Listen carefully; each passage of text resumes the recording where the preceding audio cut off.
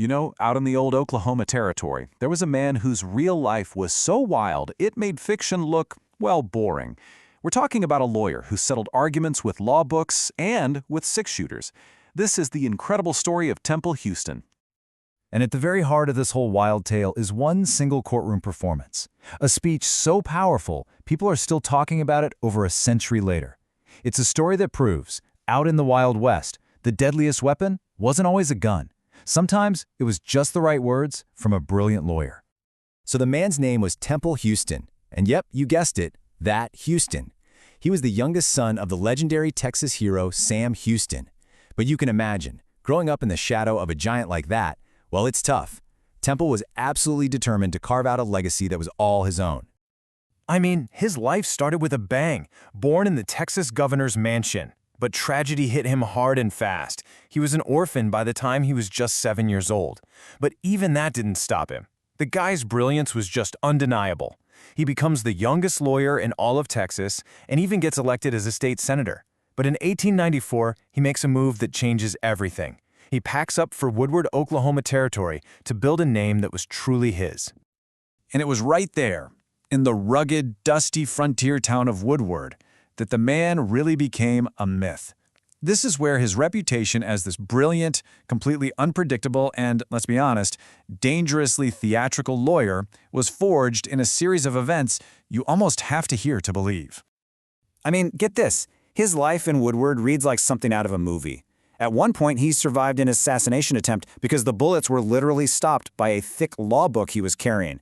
You can't make this stuff up. The law, in the most literal sense, saved his life. And his courtroom antics? Oh, they were just as dramatic. He once fired blank pistol rounds at the jury just to make a point. Can you imagine the chaos? It sent everyone scrambling and cleared the entire room. The man had a flair for the dramatic, that's for sure. Yeah, his fights weren't always just verbal. He was a true product of the Wild West. His disputes sometimes ended in actual gunfire. He famously got into a street duel with a rival lawyer at Jennings and shot and killed him. And you know what happened? He was acquitted on grounds of self-defense. This wasn't just some lawyer. This was a frontier legend in the making. But believe it or not, all those wild stories, they're just the opening act. They're all a prelude to his most famous moment, the one that cemented his name in legal history forever.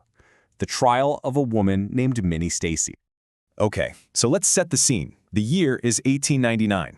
This case has generated so much buzz around town that the local courthouse just can't hold everybody. So they move the whole trial to the Woodward Opera House, setting up a makeshift courtroom right there on the stage. The setting itself was pure theater, just perfect for a guy like Houston. So the accused was a local woman, Minnie Stacey, and the charge was prostitution. Houston's defense strategy was, well, it was completely out of the box. He didn't really argue the facts. Instead, he crafted this incredibly powerful speech, an appeal to pure emotion that would go down in history as the soiled Dove Plea. Soiled dove was, a common, kind of poetic term for a prostitute back then. See, Houston put the woman on trial, not the crime. He used scripture, he used powerful language, and he painted this incredibly vivid picture of a life that was just defined by hardship. He knew his audience, an all-male jury on the frontier. He challenged them to look past her profession and see her humanity, asking them, basically, to choose mercy over condemnation. And the effect of his words? It was immediate. It was overwhelming. The jury walked out to deliberate, and they came back in just 10 minutes. 10! Their verdict? Not guilty. Minnie Stacey walked free, all because of one single masterful speech. After a victory like that, you can see how the man and the myth really started to blur together. So who was the real Temple Houston anyway? Well, on one hand, you have the man, this brilliant legal mind, a state senator, an orphan who rose to the top. But on the other hand, you have the legend, the gunfighter, the showman, the silver-tongued defender of the little guy. And the truth is, he was both. He was all of those things, all at once. Maybe a life lived that intensely just can't burn for long. In 1905, right there in Woodward, Temple Houston died. He was only 45 years old. It's a tragically early end for such an incredible figure. But his story? It didn't end with his death. Not by a long shot. Here in Woodward, his legacy still echoes through the years. His story is woven into the very fabric of Woodward's history.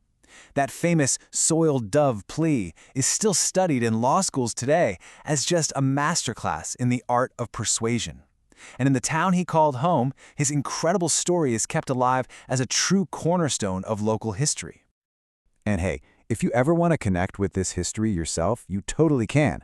The Plains Indians and Pioneers Museum right here in Woodward has archives and exhibits that go way deeper into the life of this really complex and fascinating man. So it really makes you wonder, doesn't it? What makes a story like this one last for over 100 years? Is it the wild stories, the high drama, or the larger-than-life character at the center of it all? With Temple Houston, you get all of it. A perfect storm that turned a frontier lawyer into an American legend. Woodward is just full of incredible stories like this one. If you want to discover more of them, do yourself a favor and visit woodwardshoutouts.com and subscribe. Thanks for listening.